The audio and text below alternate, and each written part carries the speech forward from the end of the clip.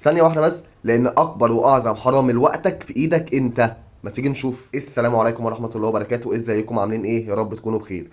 اكبر واعظم حرام لوقتك هو موبايلك. كل شويه تفتح وتقفل فيه، تفتح اللوك وتقفل اللوك، تبص على الاشعار ده وتبص على الرساله دي. في خلال فتحك وقفلك للموبايل ده بتبص تلاقي ساعه ساعتين راحوا، وترجع من اول وجديد تقول انا ما عملتش اي حاجه، الوقت اتسرق مني.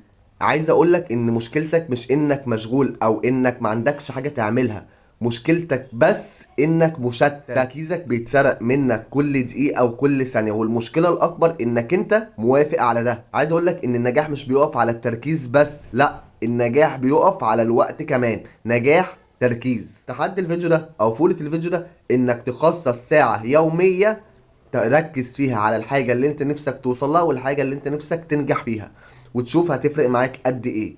وبكده نكون خلصنا كلامنا. ما تنساش لو الكلام ده عجبك تدعمني بلايك، لو في حاجة عايز تقولها لي يا ريت تكتب لي في تعليق، ولو مش مشترك اشترك. والسلام عليكم ورحمة الله وبركاته.